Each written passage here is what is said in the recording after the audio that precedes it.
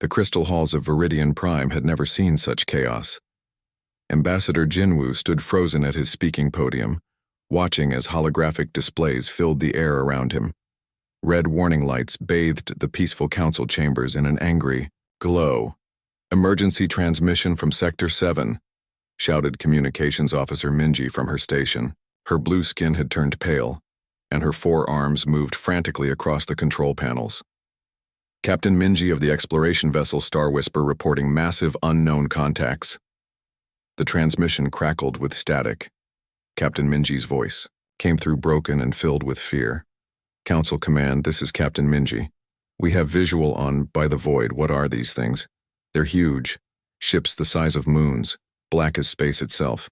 They're not responding to any communication attempts." General Hyunwoo, a tall being with scales instead of skin, moved quickly to the main display. His military training kicked in as he began analyzing the sensor data flowing in from the outer rim. The readings made no sense. These ships showed energy signatures unlike anything in their databases. "Captain Minji, can you identify their technology type?" Hyunwoo asked into his communication device. The response came through filled with static and terror.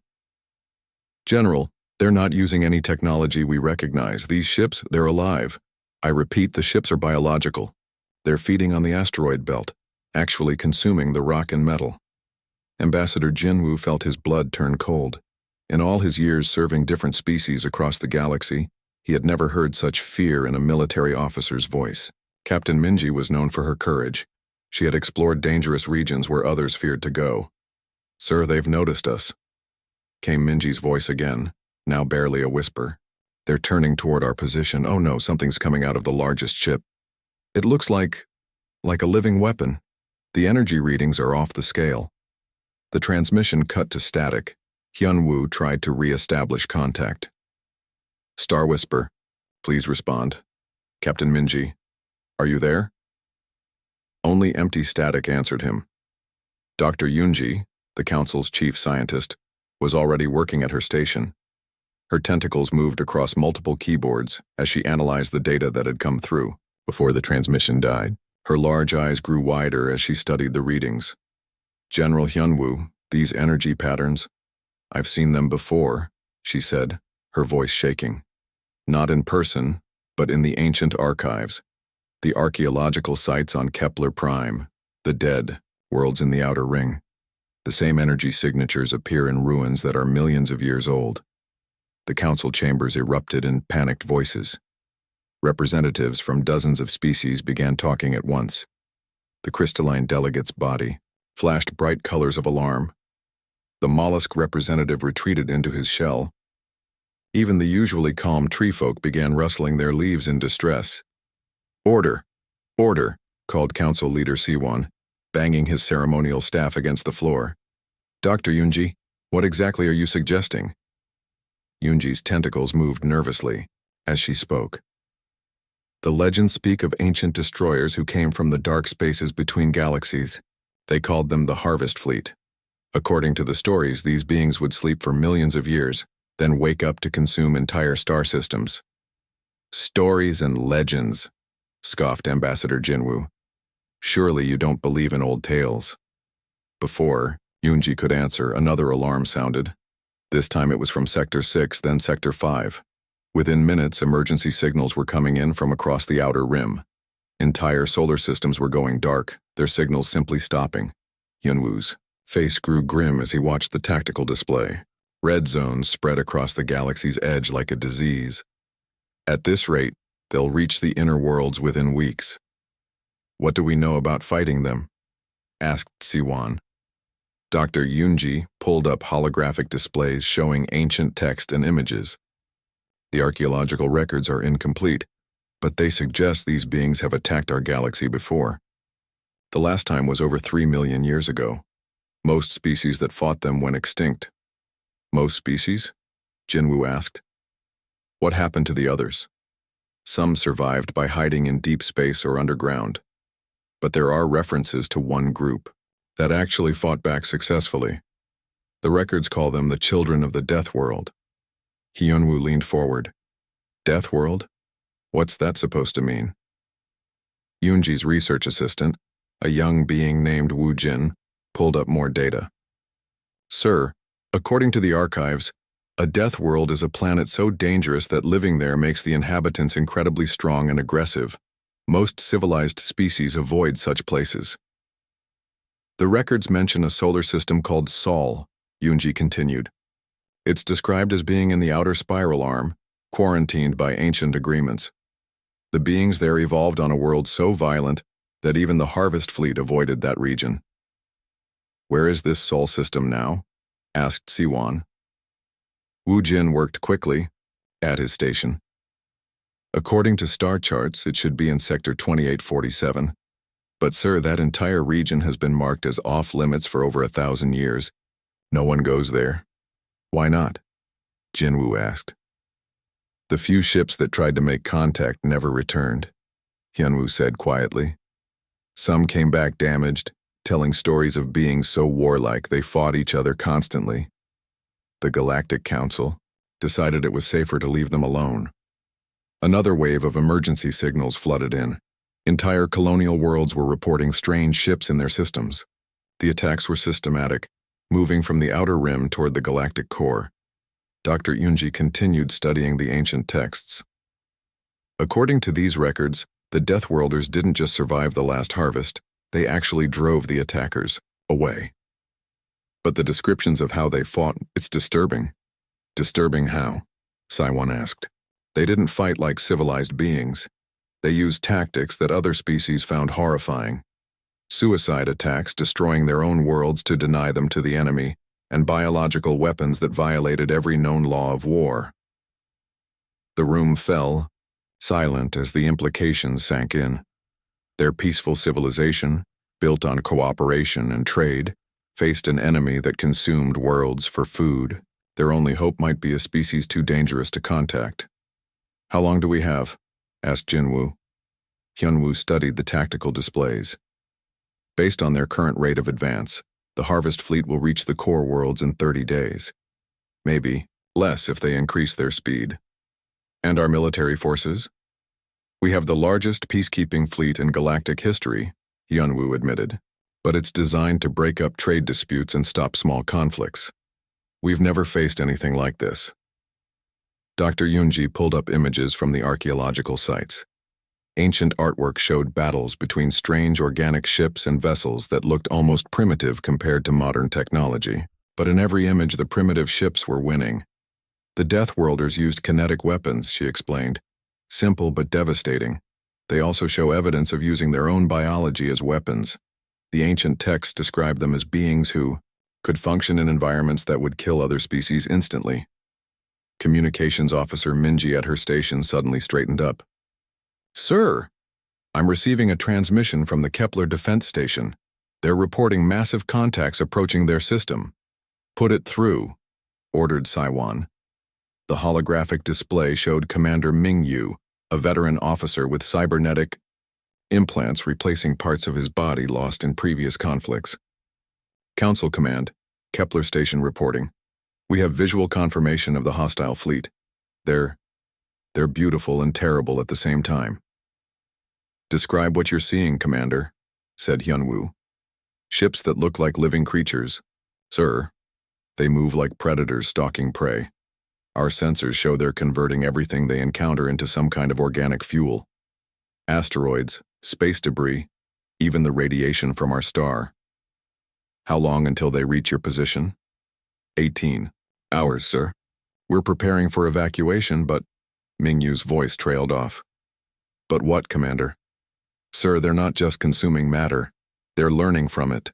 Our computer systems are detecting probe signals that adapt every time we change our encryption. These things aren't just hungry, they're intelligent. The transmission ended, leaving the council chambers in stunned silence. Dr. Yunji spoke first. If the ancient records are correct, we need to contact the Sol system. The Deathworlders might be our only chance. How do we contact beings we've avoided for 1,000 years? Asked Jinwoo. Carefully, said Hyunwoo. Very carefully. If they're as dangerous as the records suggest, approaching them wrong could make things worse. Worse than extinction? Siwan asked bitterly. As if in answer, another star system went dark on the tactical display. The Harvest Fleet was accelerating. Dr. Yunji, compile everything we have about the Sol system, ordered Siwan. General Hyunwoo, prepare our fastest ship for a diplomatic mission. Ambassador Jinwoo, you're going to make contact with the Deathworlders. Jinwoo felt his heart race. In all his years of diplomacy, he had never faced anything like this. What if they refuse to help? What if they see us as enemies? Then we fight alone and probably die, Hyunwoo said simply. But if the legends are true, they've faced this enemy before and won, they might be willing to do it again. Admiral Taehyun stared at the massive displays in Earth's Solar Defense Command Center. The deep space sensors were picking up gravitational waves unlike anything they had detected before. Something big was happening in the galaxy's core regions, and the disturbances were getting stronger every day. Admiral, we're receiving strange transmissions, announced Communications Officer Selgi from her station. She was young but skilled, having trained on the outer colony worlds where communication equipment had to work under extreme conditions. What kind of transmissions? Taehyun asked, walking over to her workstation. Multiple sources, sir. The computer is having trouble with the languages. They're not in our database, but the translation matrix is picking up words like help, dying, and harvest. Sulgi frowned at her screens. Sir, these sound like distress calls. Taehyun studied the data flowing across the screens. Earth's isolation from the galactic community had lasted for over 1,000 years. The decision had been made after early contact missions resulted in violence and misunderstanding. Humans were simply too different, too aggressive for peaceful coexistence with other species. How many sources? He asked. Dozens, sir, maybe hundreds. And they're all coming from the same general direction, the galactic core. Dr. Wanbin, the chief xenobiologist, hurried over to examine the transmissions. He was one of the few humans who had studied alien cultures, working with data from the old contact missions. Admiral, I need to analyze these signals. If multiple species are sending distress calls at the same time, something terrible is happening out there. Taehyun nodded.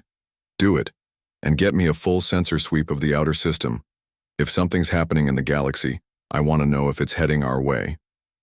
Hours passed as Wanbin worked to decode the alien messages. What he found made his blood run cold. The transmissions spoke of massive ships that consumed entire worlds, ancient destroyers that turned living planets into fuel for their continued existence. Admiral, you need to see this, Wanbin called out. These aliens are describing something that sounds familiar, very familiar. Taehyun joined him at the analysis station. Familiar how? The descriptions match legends from human mythology. World eaters, devourers of life, ancient evils that sleep between the stars. What if our ancestors' stories weren't just stories? What if they were memories? The possibility was disturbing. Earth's history was full of myths about cosmic horrors and ancient enemies. Most people assumed they were just primitive attempts to explain natural disasters. But what if they were racial memories of actual encounters? Pull up the archaeological data from the Mars colonies, Taehyun ordered. The deep excavations found some strange things that didn't fit known human history. Wanbin accessed the files. The Mars dig sites had revealed structures that predated known human civilization by millions of years. More disturbing, they showed evidence of advanced technology being used to fight off some kind of biological invasion. Sir, look at this, Silgi interrupted. I'm picking up a transmission that's stronger than the others. It's coming from a ship, not a planet. The main display showed the translated message. This is Captain Minji of the Galactic Council ship Star Whisper. Emergency transmission to any receiving station. We have encountered hostile forces of unknown origin. Massive biomechanical vessels, consuming all matter in their path. They appear to be heading toward the inner galaxy. Any species receiving this message, prepare for the transmission cut off. When was that sent? Taehyun asked. 3 days ago, sir. But given the distance, the events it describes happened over a week ago. Captain Soo-young entered the command center, still wearing her flight suit from a patrol mission. She commanded the dreadnought Terra's Fury, one of Earth's most powerful warships. Admiral, my sensors picked up some unusual activity on the edge of the system. Want me to take a closer look? Taehyun considered the options. Earth's policy had been isolation, but if something was threatening the galaxy, they needed to know about it. Take a squadron and investigate, but stay cautious, we don't know what's out there. Understood, sir. What should I be looking for? Dr. Wanbin looked up from his analysis. Large biological ships, probably organic in design. They seem to consume matter for fuel and reproduction. If you encounter them, do not attempt direct contact. Soo-young raised an eyebrow. Biological ships, that's new. Not new, Taehyun corrected. Old, very old, possibly older than human civilization. As Soo-young prepared for her mission, engineer Kyung-min arrived with disturbing news. Admiral, I've been analyzing the sensor data from the outer monitoring stations. We're detecting debris fields where there should be intact star systems. Show me, Taehyun ordered. The holographic display filled with images of devastation. Entire solar systems reduced to scattered particles. Planets that had been stripped down to their cores. The destruction was systematic and complete. How long would it take to cause this much damage? Taehyun asked. Using conventional weapons, centuries, Kyung-min replied. But if the weapons were designed specifically to consume matter, weeks, maybe days. Fleet Commander Jisoo arrived from the outer colonies, her ships loaded with refugees from the monitoring stations. Admiral, we need to talk. Something's heading this way and it's big. In the tactical briefing room, Jisoo presented her findings. The outer stations detected massive gravitational disturbances moving through the spiral arm. Whatever it is, it's consuming everything in its path and getting larger. How much time do we have? Taehyun asked. If it maintains current speed and direction, it'll reach the outer colonies in 2 months, Earth itself in 3 months. The room fell silent. Earth's defenses were designed to fight human enemies. Other ships, ground forces, conventional weapons. They had never faced anything like world-consuming biological entities. What are our options? Taehyun asked. Run or fight, Jisoo said simply. We could evacuate the colony worlds and retreat deeper into the outer systems, or we could make a stand. Dr. Wanbin had been quietly analyzing more of the alien transmissions. Admiral, there's something else. These distress calls mention that this has happened before, multiple times throughout galactic history. And according to their records, one species successfully fought them off. Which species? They don't name them directly, but they refer to the children of the Deathworld and those who were forged by violence. The descriptions sound like humans, Taehyun finished. They're talking about us. The implications were staggering. If the alien records were accurate, humans had encountered these entities before and won. But at what cost? And how? Captain Soo-young's voice came through the communication system. Admiral, you need to see this. I'm transmitting visual data from the edge of our system. The main display showed space that should have been empty. Instead, massive shapes moved through the darkness. Ships the size of small moons, their surfaces pulsing with organic life. As they watched, one of the ships extended tendrils toward a distant asteroid field and began consuming it. My God, whispered Kyung-min. They're already here. How many? Taehyun asked. 3 ships that I can see, Soo-young reported. But sir, they're not moving toward Earth. They seem to be studying us, like they're trying to decide something. Doctor, Wanbin worked frantically at his station. Admiral, I'm detecting communication attempts from the alien ships. They're trying to contact us using our own communication frequencies. Put it through. The voice that came through the speakers was unlike anything they had ever heard. It spoke in perfect English, but the tone was wrong. Too deep, too resonant, as if multiple voices were speaking in unison. Children of the violent world, we remember you. You have grown strong in your isolation. Your species fought us before in the time of your ancestors' ancestors. You alone among the young races made us bleed. Taehyun felt his heart racing. This is Admiral Taehyun of the Human Defense Force. What do you want? What we have always wanted. To consume. To grow. To harvest the galaxy's life force. But you are different.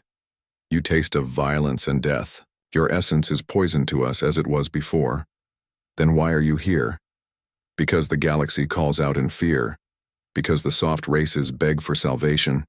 They remember the old stories. They know that only the deathworlders can stand against us. The transmission paused, and when it resumed, the voice carried what might have been amusement. Tell us, children of Earth. Will you fight us as your ancestors did? Will you once again show the galaxy what monsters can do when they choose to? Protect instead of destroy? The communication ended, leaving the command center in stunned silence. They're challenging us, Jisoo said quietly. They want to see if we're still the same species that fought them before. And if we refuse? Taehyun asked. Then they'll consume the galaxy, and we'll be alone in a universe of the dead. Taehyun looked around the room at his officers. These were humans who had grown up knowing their species was too dangerous for galactic civilization, too violent, too unpredictable, too willing to use force. Now that reputation might be the galaxy's only hope. Send a message to all colony worlds, he ordered. Full mobilization, and get me a communication link to the alien distress signals. Commander Mingyu stood on the observation deck of Kepler Station, watching the approaching darkness. The harvest fleet filled the viewports like a living nightmare. Ships the size of moons moved with predatory grace, their biological hulls pulsing with alien life. Sir, evacuation ships are loaded and ready, reported his aide, Lieutenant Yuna.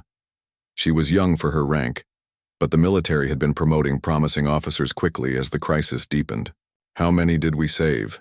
Mingyu asked, not taking his eyes off the approaching fleet. 2 million civilians from the outer colonies. The bulk carriers are already jumping to hyperspace. 2 million out of 50 million. The numbers made Mingyu's stomach turn. Most of the colonists had refused to leave their homes until it was too late. Now their worlds were feeding the enemy. Dr. Yuna, the station's chief researcher, rushed into the observation area carrying data tablets. Commander, I've been studying the devourer specimens our scouts recovered. I found something important.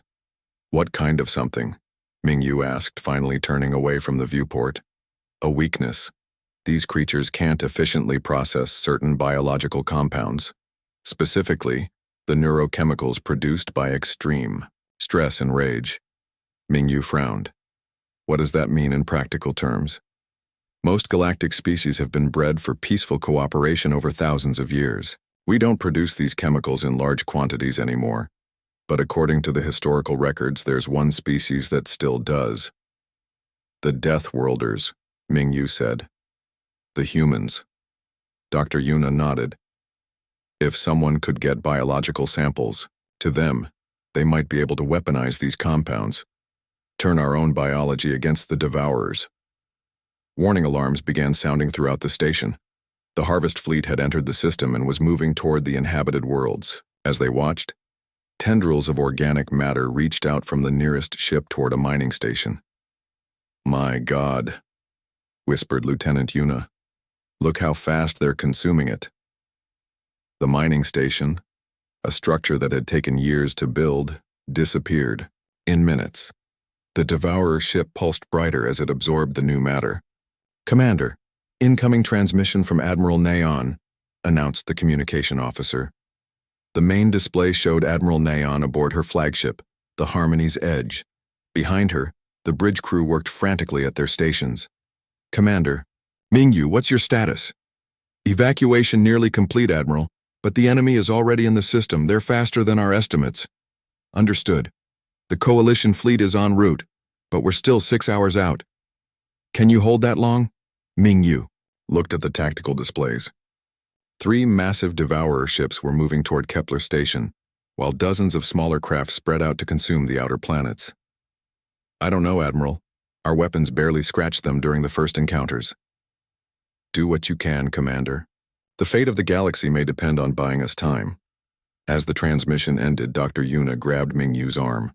Commander, I need to get this research to the humans if there's even a small chance it could help. The evacuation ships have already jumped, Mingyu replied, and we can't spare any vessels for a mission that might fail. Then send the data. By subspace transmission. Someone needs to know what we've discovered. Before Mingyu could respond, the station shook violently. Through the viewport, they could see one of the Devourer ships extending massive organic tendrils toward them. The station's shields flared and began to fail. All hands battle stations, Mingyu announced over the station-wide communication system. This is not a drill. Prepare to repel boarders. But as the first Devourer tendrils punched through the station's hull, they realized how inadequate their preparations were. The organic invaders moved like liquid, flowing through corridors and consuming everything they touched. Security teams opened fire, but their energy weapons seemed to only make the creatures stronger. "Commander, we're losing decks 7 through 12, reported Lieutenant Yuna. "The creatures are converting our own people into more of themselves." Dr. Yuna was still working at her research station, frantically preparing data packets for transmission. "I'm sending everything we know about the Devourer biology to the human territories. Coordinates, research data, everything." "Will they receive it?" Mingyu asked as another section of the station was consumed. "I don't know, but it's our only chance." The station continued to shake as the Devourers consumed it section by section. Through the failing communication system, they could hear reports from other parts of the galaxy. The core worlds were under attack. New Harmony, the seat of galactic government, was surrounded.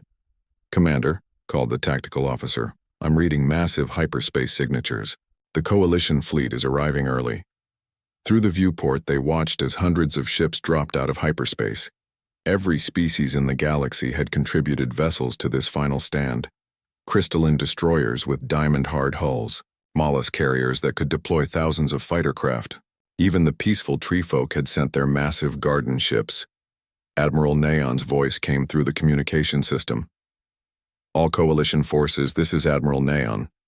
We make our stand here. If we fall, there's nothing between the Devourers and the core worlds."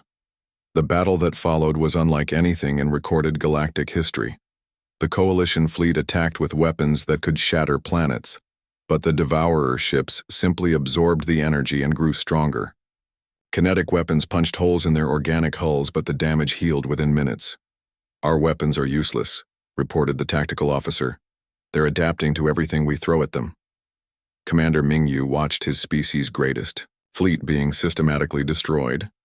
Ships that had taken decades to build were consumed in minutes. Crews that represented the best of galactic civilization were converted into fuel for the enemy. "Dr. Yuna, did your transmission get through?" he asked.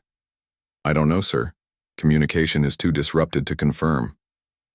Through the failing stations, sensors, they watched Admiral Neon's flagship make a desperate attack run at the largest Devourer ship. The Harmony's Edge fired every weapon it had, burning out its power systems in a final desperate gambit. For a moment, it looked like the attack might succeed. The Devourer ship's hull cracked and began leaking biological fluid. But then the damage began to heal, and organic tendrils reached out to embrace the Coalition flagship. Admiral Neon's final transmission came through broken with static. "This is Admiral Neon to any surviving Coalition forces. We have failed. Repeat, the Coalition fleet has failed. To any species receiving this transmission, the coordinates of the human home system are attached to this message. Find them. Tell them the galaxy needs its monsters now." The transmission ended as the Harmony's Edge was consumed. Commander Mingyu felt the deck plating beneath his feet beginning to dissolve as the Devourers reached the command center. Around him, his crew worked frantically to destroy sensitive data before it could fall into enemy hands. "Sir, shall I initiate the self-destruct?" asked Lieutenant Yuna. Mingyu considered it. The station's destruction might deny the Devourers some resources, but it wouldn't make a significant difference. These creatures had already consumed entire star systems. "No," he decided, "but keep sending the transmission to human space.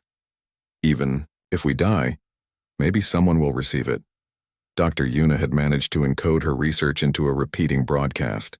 As the command center began to dissolve around them, The transmission continued to beam toward the human territories, carrying the desperate hope that the Deathworlders would answer the galaxy's call for help. The last thing Commander Ming-Yu saw before the organic matter consumed him was a star map showing the location of Earth. Somewhere in that distant system lived beings so dangerous that even the ancient devourers had once fled from them. As Kepler Station was completely absorbed, the transmission continued broadcasting into the void. The message was simple. The galaxy was dying, and only the monsters could save it now. Across the galaxy, the remaining free worlds watched their defenses crumble. The Crystalline Consortium's crystal cities were being dissolved and consumed.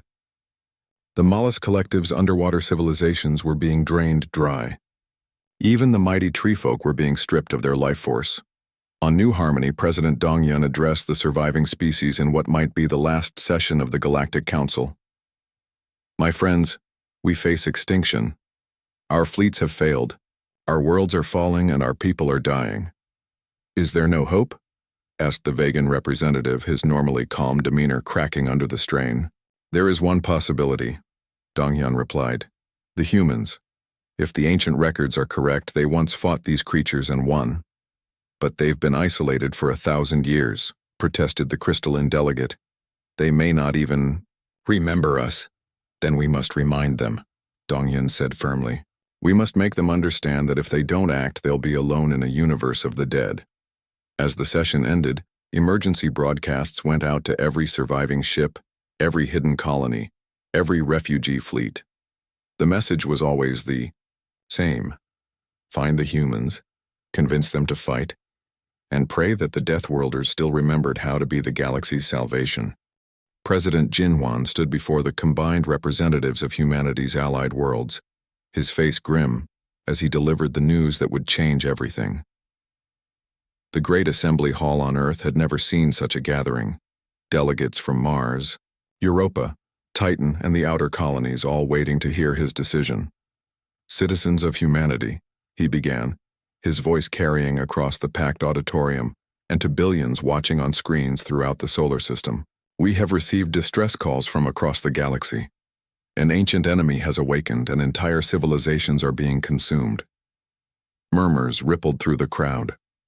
For over 1,000 years, humanity had lived in isolation, avoiding contact with the galactic community after early encounters had proven too violent for peaceful coexistence. The same enemy our ancestors once fought, Jinwan continued. The same creatures that drove us to become what we are today. And now, the galaxy that once rejected us is begging for our help. Admiral Che-Yung stepped forward to address the assembly. She commanded the first Deathworld fleet, Earth's most powerful military force. The enemy calls itself the Harvest Fleet. They consume worlds for fuel and have already destroyed dozens of star systems. According to the alien transmissions, they're heading for the galactic core. Why should we care? Shouted someone from the back of the assembly. They cast us out, called us monsters. Let them fight their own battles. Jinwan raised his hand for silence. Because if we don't act, we'll be alone in a universe of the dead. And because, he paused, looking out at the faces before him. Because protecting others is what separates us from the monsters we could become. The vote was close, but it passed. Humanity would end its isolation and enter the war. Within hours, Earth's shipyards were buzzing with activity. Vessels that had been mothballed for centuries were brought back online. Weapons designed to fight on humanity's hostile homeworld were loaded onto ships built for war. Captain Do-hyun reported to Admiral Che-Yung aboard the assault ship Orbital, Fury. His vessel was typical of human military design, heavily armored, bristling with kinetic weapons, and built to survive in the harsh conditions of Earth's solar system.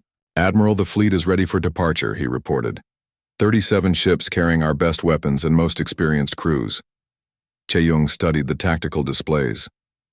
Captain, what we're about to face isn't like anything we've fought before. These creatures have been consuming civilizations for millions of years.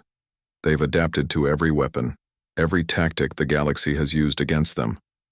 Then we'll have to show them some new tricks, Do-hyun replied with a grim smile. The journey, to the battle zone took 3 days through hyperspace. During the trip, Dr. Ariam, the fleet's tactical genius, analyzed every piece of data they had received from the dying galactic civilizations. The key is in the biological research from Dr. Yuna, she explained to the assembled fleet commanders via holographic link. These devourers can't efficiently process the neurochemicals produced by extreme stress and rage. Most civilized species don't produce enough of these compounds to be toxic. But humans do, noted Captain Su Young of the dreadnought Terra's Fury. Exactly. Our stress response is far more intense than other species. What's poison to them is just Tuesday for us. Ariam pulled up tactical diagrams. I'm calling it the poisoned victory doctrine. We allow ourselves to be consumed, but our biological signatures act as toxins that destabilize their ships from within. The plan was insane by galactic standards, but perfectly reasonable by human ones. They would deliberately allow enemy forces to capture and consume human crews, knowing that human biochemistry would poison the devourers from inside. When the fleet dropped out of hyperspace at the Battle of Centauri Gate, they found a scene of absolute devastation. The remnants of the Galactic Coalition fleet drifted in broken pieces around a massive space station. Devourer ships moved between the wreckage, consuming everything they could reach. My God, whispered Do-Yun as he saw the scale of the destruction. How many ships did they lose? All of them, Che-Yung replied grimly. We're looking at the last stand of galactic civilization. The Devourer ships noticed the new arrivals almost immediately. 3 massive biovessels, each the size of a small moon, turned toward the human fleet. Their organic hulls pulsed with malevolent life as they began to approach. All ships, this is Admiral Che-Yung. Implement poisoned victory protocol. Remember, our goal isn't just to win, it's to survive long enough to poison them from within. The first engagement began when the lead Devourer ship extended massive organic tendrils toward the human fleet. Unlike the civilized species that had fought here before, the humans didn't try to avoid contact. Instead, they flew directly into the tendrils. Captain Do-Hyun's ship was among the first to be grappled by the enemy. As organic matter began flowing over his hull, his crew prepared for boarding action. But instead of fighting off the invaders, they allowed themselves to be captured. This is the craziest plan I've ever been part of, muttered Lieutenant Jihoon as alien organisms began converting the ship's corridors. Crazy is what we do best, Do-Hyun replied, injecting himself with combat stimulants that would flood his system with exactly the neurochemicals the Devourers couldn't process. When the organic invaders reached the bridge, they found the human crew waiting for them. The creatures flowed over the humans, beginning the conversion process that had consumed countless other species. But something went wrong. The Devourer organisms began convulsing as they tried to process human biochemistry. The neurochemicals produced by human stress response were like acid to their systems. Within minutes, the entire conversion web began breaking down. Across the battlefield, the same scene played out on ship after ship. Human crews allowed themselves to be consumed, then poisoned their captors from within. The Devourer vessels began showing signs of distress as their biological systems struggled to process the toxic human essence. Admiral, it's working, reported Su Young from Terra's Fury. The enemy ships are showing massive internal damage. Their healing factors can't keep up with the biochemical poisoning. But the battle was far from over. The Devourers began adapting, trying to expel the human toxins from their systems. Some ships managed to purge themselves and resumed their attacks. Captain Jiwan of the destroyer Vengeful Earth led a squadron of smaller ships directly into the mouth of the largest Devourer vessel. If they want to eat us, let's give them indigestion, she announced over the communication channel. Her ship's crew had prepared for this moment by flooding their bloodstreams with every combat stimulant, rage enhancer, and stress hormone they could find. When the Devourers consumed them, the biochemical shock was like swallowing liquid fire. The massive bioship began convulsing, its organic systems failing as they tried to process the concentrated human toxins. Explosions rippled along its hull as critical systems overloaded. All remaining ships focus fire on the damaged vessels, ordered Che-Yung. Their healing factors are compromised. We can hurt them now. The human fleet opened fire with kinetic weapons that hit like hammers. Railgun rounds punched through weakened bioarmor. Plasma cannons burned holes that refused to heal. For the first time in the battle, the Devourers were taking more damage than they could repair. As the largest enemy ship began breaking apart, its death scream echoed across subspace. The sound carried pain and confusion that the ancient creatures had never experienced before. The two remaining Devourer vessels tried to retreat, but Captain G1's squadron was already positioning for another suicide run. "You want to consume us?" she broadcast on all frequencies. "Come and get us, but remember, we are what nightmares fear in the dark." Her ship and its escorts flew directly into the second Devourer vessel, their crews flooding their systems with everything that made humans biologically toxic to the ancient predators. The enemy ship convulsed and began tearing itself apart from within. The third Devourer vessel attempted to flee the system, but Terra's fury was waiting.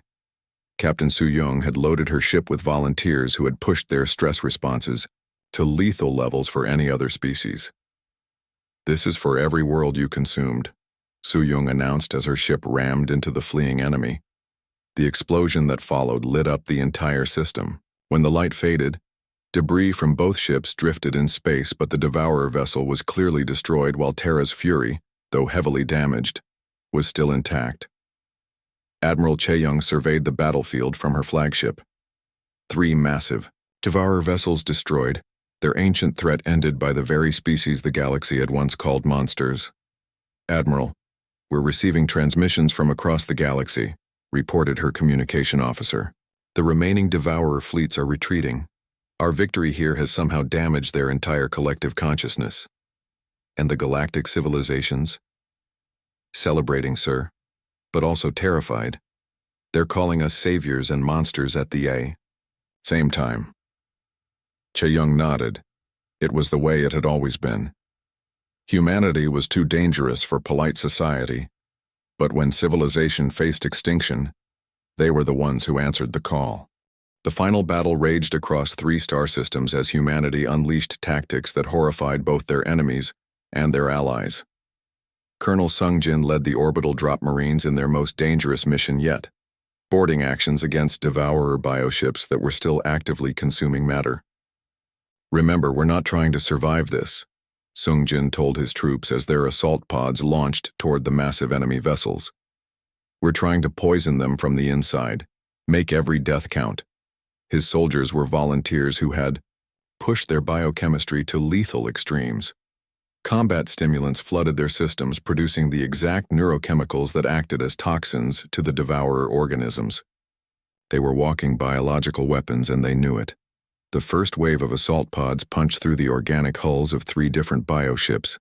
As the Marines fought their way through corridors that pulsed with alien life, they allowed themselves to be consumed by the ship's defensive systems. Each death sent waves of toxic shock through the enemy vessel's nervous system. Fleet Admiral Ga-young coordinated the larger strategy from her flagship, the Indomitable Will. The Scorched Galaxy Doctrine was humanity's most extreme military philosophy. If they couldn't save something, they would deny it to the enemy at any cost. "Report from the Vega system," called her tactical officer. "The colonists are requesting evacuation support." "Negative," Ga-young replied coldly. "Initiate stellar collapse protocol. If the Devourers want that system, they can have it as a supernova." The order sent shockwaves through the galactic observers monitoring the battle. Humanity was deliberately destroying inhabited star systems to prevent the enemy from harvesting their resources. It was a level of ruthless calculation that peaceful species couldn't comprehend. Dr. Minho, the fleet's psychological warfare specialist, had spent months studying Devourer communication patterns. His broadcasts filled subspace with carefully crafted messages designed to exploit weaknesses in their collective consciousness. "You are ancient, but we are eternal." His voice transmitted across multiple frequencies. "You have consumed 1,000 worlds, but Earth has consumed its children for billions of years. We are made of violence. We are born from death. You cannot defeat us because we are already everything you fear." The psychological attacks were working. Devourer fleets that had operated with perfect coordination for millions of years began showing signs of confusion and hesitation. Their collective mind, evolved to process fear from prey species, couldn't handle the absolute confidence radiating from human forces. Colonel Sung Jin's final assault targeted the Harvest Fleet's central command vessel, a bioship the size of a small planet that served as the hub for their collective consciousness. Intelligence gathered from captured devourer organisms had revealed its location deep within enemy territory. "This is a one-way trip," Sung Jin announced to his assembled strike force. "We're going to ram our ship directly into their central nervous system and detonate every nuclear warhead we have. The radiation poisoning alone should cripple their command structure." The assault ship Righteous Fury, loaded with volunteers and enough nuclear weapons to sterilize a continent, burned through space toward the enemy command vessel. Devourer ships tried to intercept them, but human fighter escorts flew suicide runs to clear the path. "Sir, enemy bioships are moving to block our approach," reported the pilot. "Then we go through them," Sung Jin replied. "All hands prepare for ramming speed. Today we show these ancient monsters what happens when they threaten our galaxy." The Righteous Fury punched through the hull of the first intercepting vessel, its reinforced prow tearing through organic matter like a bullet through flesh. The impact should have destroyed both ships, but human engineering had built the assault craft specifically to survive multiple collisions. Behind them, the bioship they had rammed began convulsing as its systems tried to process the wreckage of human technology embedded in its hull. The metals and plastics were as toxic to devourer organisms as human biochemistry. "Second interceptor coming up fast," called the pilot. "Good. We need to build up speed," Sung Jin replied calmly. The second collision tore away half of Righteous Fury's hull, but the ship's core systems remained intact. They were close enough now to see the massive command vessel, a writhing mass of organic architecture that pulsed with malevolent intelligence. "All stop," Sung Jin ordered. "Arm all nuclear devices. This is where we make our stand." The ship's remaining crew, barely 24 humans in powered armor, prepared for the final assault. They would board the enemy command vessel, fight their way to its central nervous system, and detonate enough atomic weapons to cripple the entire Harvest Fleet. As they breached the command vessel's hull, they encountered resistance unlike anything they had faced before. The ship's interior was filled with creatures that seemed to be pure nightmare, organic weapons systems that had been consuming civilizations since before Earth's sun was born. But the Marines fought with a fury that made the ancient predators hesitate. These humans didn't just fight to win, they fought like they enjoyed it. Their biochemistry flooded with endorphins and adrenaline, creating toxin levels that caused enemy organisms to retreat rather than consume them. "Target acquired," Sung Jin reported as his team reached the central nervous cluster. The chamber was vast, filled with pulsing neural tissue that coordinated the actions of the entire Harvest Fleet. "Arming nuclear devices," announced Sergeant Kyung-soo, the team's demolitions expert. 30 seconds to detonation. As the countdown began, the command vessel's defenses finally managed to overwhelm the Marine strike team. Organic matter flowed over them, beginning the conversion process. But instead of resisting, the humans embraced their fate. "Let them consume us," Sung Jin ordered. "Flood your systems with everything we've got. Make us as toxic as possible." When the nuclear devices detonated, the explosion was amplified by the poisonous human biochemistry that had saturated the command vessel's nervous system. The blast tore through biological networks that had coordinated devourer fleets for millions of years. Across 3 star systems, enemy bioships began convulsing and losing cohesion. Their collective consciousness, damaged by human toxins and shattered by nuclear fire, could no longer maintain control over their vast fleets. Captain Jiwan led the pursuit squadrons as devourer vessels began retreating toward the galactic rim. "Don't let them escape," she broadcast to her pilots. "If even one gets away, they could rebuild." Her ships, loaded with the most aggressive volunteers in the human fleet, chased the fleeing bioships beyond the edge of known space. The pursuit lasted for days, with human crews pushing their vessels far beyond safe operational limits. "Sir, we've followed them to the galactic void," reported her navigation officer. "They're heading into dark space between galaxies." Good, Jiwan replied. That's where they belong, in the cold and the dark, where they can't hurt anyone. The final Devourer vessels disappeared into the void, their ancient collective consciousness broken and scattered. It would be millions of years before they could reorganize, if they ever could. Back in civilized space, the galaxy's survivors began to understand what had happened. The threat that had haunted their nightmares for generations had been defeated by being so violent that peaceful species had spent centuries avoiding them. Ambassador Hyun-sung stood before the reformed Galactic Council, representing humanity for the first time in over 1,000 years. The assembled delegates watched him with a mixture of gratitude and fear. The immediate threat has been neutralized, he announced. But this attack has shown us something important. The universe is far more dangerous than your peaceful civilizations imagined. What are you suggesting? Asked the crystalline representative. That the age of naive expansion is over. There are things in the dark between galaxies that view your worlds as food sources, things that your defensive fleets can't stop. President Donghyun of New Harmony leaned forward in his chair. Are you saying we need human protection? I'm saying you need to accept reality, Hyun-sung replied bluntly. You've built a beautiful civilization based on cooperation and trade, but beauty doesn't survive when monsters come calling. Only monsters can fight monsters. The vote was unanimous, though. Many delegates seemed unhappy about it. Humanity would establish the Deep Space Monitoring Network, with fleets of human ships patrolling the galactic rim to watch for threats that civilized species couldn't handle. Fleet Admiral Gayung stood on the bridge of her new flagship, the Eternal Vigil, as it took position at the edge of known space. Around her, other human vessels spread out along the galactic rim, their sensors probing the dark spaces between stars. Any regrets, Admiral?